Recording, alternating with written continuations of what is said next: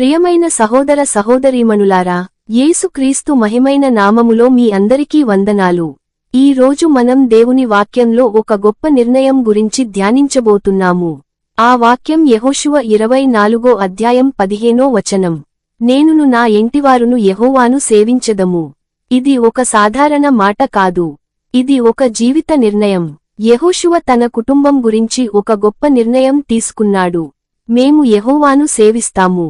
ఈ రోజు మనం కూడా మన జీవితంలో అదే నిర్ణయం తీసుకోవాలి. దేవునిని సేవించడం ఒక గొప్ప నిర్ణయం. ప్రపంచంలో చాలా మార్గాలు ఉన్నాయి. కొంతమంది డబ్బును సేవిస్తారు, కొంతమంది అధికారాన్ని సేవిస్తారు, కొంతమంది ప్రపంచ సుఖాలను సేవిస్తారు. కాని యెహోషువ ఇలా చెప్పాడు, మీరు ఎవరిని సేవించాలో మీరు నిర్ణయించండి. కాని నేను మరియు నా కుటుంబం యెహోవాను సేవిస్తాము. దేవుని సేవించడం అంటే దేవుని చిత్తం ప్రకారం జీవించడం. కుటుంబానికి ఆధ్యాత్మిక నాయకత్వం. యెహోషువ ఒక కుటుంబ నాయకుడు. అతను తన కుటుంబాన్ని దేవుని మార్గంలో నడిపించాడు. కుటుంబంలో ఒకరు దేవుని దగ్గరగా ఉంటే ఆ ఆశీర్వాదం మొత్తం కుటుంబానికి వస్తుంది. ఇంట్లో దేవుని ప్రార్థన ఉండాలి, బైబిల్ వాక్యం ఉండాలి, దేవుని భయం ఉండాలి. అప్పుడు ఆ కుటుంబం ఆశీర్వాదముగా మారుతుంది. దేవుని సేవించే కుటుంబం ఆశీర్వదింపబడుతుంది. బైబిల్ మనకు చెబుతోంది, దేవుని సేవించే కుటుంబం ఎప్పుడూ దేవుని కృపలో ఉంటుంది. దేవుడు ఆ ఇంటిని కాపాడుతాడు. దేవుడు ఆ కుటుంబానికి శాంతి ఇస్తాడు. దేవుడు ఆ కుటుంబాన్ని అభివృద్ధి చేస్తాడు. మన ఇంట్లో దేవుని సన్నిధి ఉంటే ఆ ఇంట్లో ఆశీర్వాదం ఉంటుంది. పిల్లలకు దేవుని మార్గం నేర్పాలి. కుటుంబంలో పిల్లలు దేవుని గురించి తెలుసుకోవాలి. పిల్లలు దేవుని భయంతో పెరిగితే వారి జీవితం ఆశీర్వదించబడుతుంది. పిల్లలకు నేర్పాలి, దేవుని ప్రార్థించాలి, దేవుని వాక్యం చదవాలి, దేవుని ప్రేమించాలి. ఇది ఒక గొప్ప వారసత్వం. కష్టకాలంలో దేవుడు కుటుంబాన్ని కాపాడుతాడు. మన జీవితంలో కష్టాలు వస్తాయి, కాని దేవుని మీద ఆధారపడే కుటుంబం ఒంటరిగా ఉండదు. దేవుడు వారితో ఉంటాడు. ఆయన వారి కన్నీళ్లను తుడుస్తాడు. ఆయన వారికి బలం ఇస్తాడు. దేవుడు కుటుంబాన్ని కాపాడే గొప్ప తండ్రి. ఈ రోజు మన నిర్ణయం ఏంటి? ఈ రోజు మనం కూడా ఒక నిర్ణయం తీసుకోవాలి. మన ఇల్లు ఎలా ఉండాలి?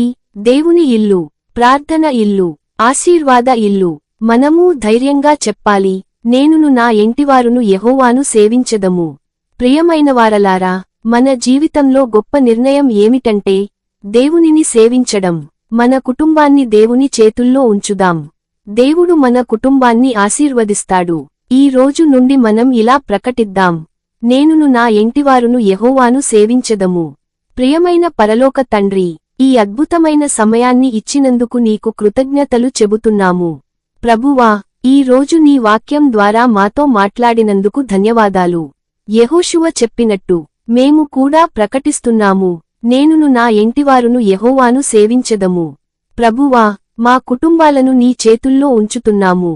మా ఇంట్లో నీ సన్నిధి ఉండనీయుము. మా ఇంట్లో ప్రేమ ఉండనీయుము. మా ఇంట్లో శాంతి ఉండనీయుము. మా ఇంట్లో ఆనందం ఉండనీయుము. ప్రభువా, మా పిల్లలను ఆశీర్వదించుము. వారు నీ మార్గంలో నడవునట్లు సహాయము చేయుము. వారి భవిష్యత్తును నీ చేతుల్లో ఉంచుతున్నాము. ప్రభువా, మా కుటుంబాన్ని ప్రతి ప్రమాదం నుండి కాపాడుము. రోగాల నుండి కాపాడుము. కష్టాల నుండి కాపాడుము. చెడువారి నుండి కాపాడుము. మా ఇంటిని ఆశీర్వాదముగా మార్చుము. ప్రభువా, మా జీవితంలో నీ చిత్తం నెరవేర్చబడనీయుము. మేము చేసే ప్రతి పని నీ మహిమకే కావాలి. మా కుటుంబాన్ని నీ సేవలో ఉపయోగించుము. ఈ ప్రార్థనను మన ప్రభువైన యేసుక్రీస్తు నామములో అడుగుచున్నాము. ఆమేన్. ఈ వీడియో మీకు ఆశీర్వాదంగా ఉంటే లైక్ చేయండి, షేర్ చేయండి. మరిన్ని దేవుని వాక్యాల కోసం సబ్స్క్రైబ్ చేయండి. దేవుడు మిమ్మల్ని ఆశీర్వదించుగాక.